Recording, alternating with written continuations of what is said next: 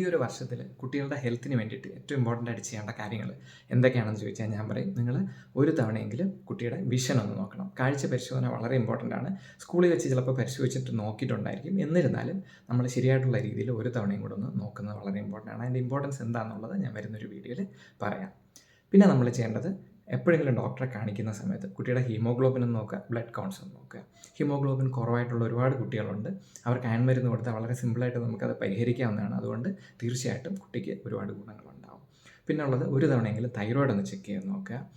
പല ലക്ഷണങ്ങളുടെയും രോഗലക്ഷണങ്ങളുടെയും അല്ലെങ്കിൽ ലക്ഷണങ്ങളൊന്നും ഇല്ലാതെയായിട്ടൊക്കെ ഹൈപ്പോതൈറോയിഡിസം കാണാറുണ്ട്. പിന്നെ കുട്ടിയുടെ ഹൈറ്റ്, വെയിറ്റ് ഒന്ന് നോക്കുക. ലോ വെയിറ്റ് അല്ലെങ്കിൽ ഹൈറ്റ് ആവശ്യത്തിന് വരുന്നില്ലെങ്കിൽ അതൊന്ന് ഫോളോ അപ്പ് ചെയ്യുക, അതൊന്ന് മോണിറ്റർ ചെയ്യുക. അതിന് വേണ്ട കാര്യങ്ങൾ കുട്ടിക്ക് ചെയ്തു കൊടുക്കുക. ഓവർ വെയിറ്റ് ആയിട്ടുള്ള ഒരുപാട് കുട്ടികൾ നമ്മുടെ നാട്ടിലുണ്ട്. അപ്പോൾ അങ്ങനെയുള്ള കുട്ടികൾക്ക് അവർക്ക് നല്ലൊരു ലൈഫ് സ്റ്റൈൽ അഡോപ്റ്റ് ചെയ്യുക, കൃത്യമായ രീതിയിലുള്ള ഭക്ഷണം, അതുപോലെ ശരിയായിട്ടുള്ള രീതിയിലുള്ള വ്യായാമം. പിന്നെ പാരൻസിൻ്റെ ഹെൽത്തിന് എന്ത് ചെയ്യണമെന്ന് ചോദിച്ചു കഴിഞ്ഞാൽ, നമ്മളും ഒരു തവണയെങ്കിലും ഒന്ന് BP നോക്കുക, ഷുഗർ നോക്കുക, കൊളസ്ട്രോൾ നോക്കുക. ഓവർ വെയിറ്റ്, പൊണ്ണത്തടിയൊക്കെ ഉള്ളവരാണെങ്കിൽ ഒന്ന് തൈറോയ്ഡ് നോക്കുക. ഇത്രയും കാര്യങ്ങൾ വളരെ ബേസിക് ആയിട്ടുള്ള കാര്യങ്ങളാണ്. നമ്മൾ പ്രിവെൻറ്റീവ് ഹെൽത്തിന് കൂടുതൽ കോൺസെൻട്രേറ്റ് ചെയ്യുക.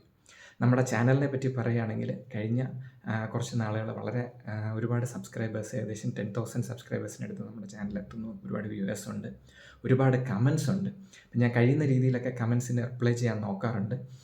ഇനി കുറച്ച് കമൻസൊക്കെ ഞാനിങ്ങനെ റിപ്ലൈ ചെയ്യാതെ വെച്ചിട്ടുണ്ട്. അതിൻ്റെ കാര്യം എന്ന് വെച്ച് കഴിഞ്ഞാൽ, ഒരു വീഡിയോ രീതിയിൽ അതിൻ്റെ കമൻസും ആ ഡൗട്ട്സും ഒക്കെ ക്ലിയർ ചെയ്യാമെന്നാണ് വിചാരിക്കുന്നത്.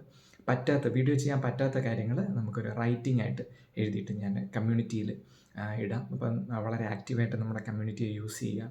പിന്നെ നമ്മുടെ ഒരു ചാനലിൻ്റെ പോളിസി ഞാൻ കുറച്ചൊന്ന് അപ്ഡേറ്റ് ചെയ്തിട്ടുണ്ട്.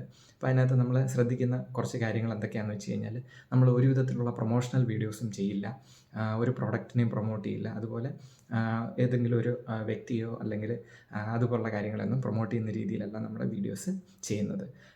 നമ്മുടെ മറ്റ് ചാനലുകളിൽ നിന്ന് നമ്മുടെ ഒരു പീഡിയാട്രിക്സിൻ്റെ ഒരു ആസ്പെക്റ്റിൽ നോക്കുമ്പോൾ വ്യത്യാസം എന്താണെന്ന് വെച്ച് കഴിഞ്ഞാൽ, നമ്മൾ കൂടുതലും ചെയ്യുന്നത്, നിങ്ങൾക്ക് ഒരു ഡൗട്ട് വന്നാൽ, ഒരു അസുഖത്തെക്കുറിച്ചൊരു ഡൗട്ട് വന്നു കഴിഞ്ഞാൽ നിങ്ങൾ പോയി ഗൂഗിളിൽ സെർച്ച് ചെയ്ത് കഴിഞ്ഞാൽ നിങ്ങൾക്ക് കിട്ടുന്ന ഇൻഫർമേഷൻ്റെ രീതിയിലാണ് നമ്മുടെ പല അസുഖങ്ങളെക്കുറിച്ച്, പല മെഡിസിൻസിനെ കുറിച്ചൊക്കെയാണ് നമ്മൾ കൂടുതലും ചെയ്യുന്നത്.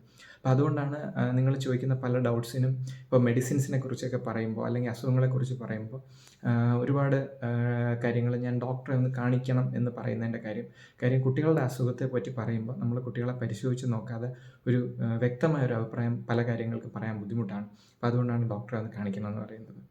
അപ്പോൾ എന്തായാലും എല്ലാവർക്കും വളരെ നല്ലൊരു പുതുവർഷം ആശംസിക്കുന്നു. നമ്മുടെ കുട്ടികൾക്കും നമ്മൾക്കുമൊക്കെ വളരെ ആരോഗ്യവും ഒരുപാട് സന്തോഷമൊക്കെ ഉണ്ടാകുന്ന ഒരു ഹാപ്പി ന്യൂ ഇയർ ആവട്ടെ.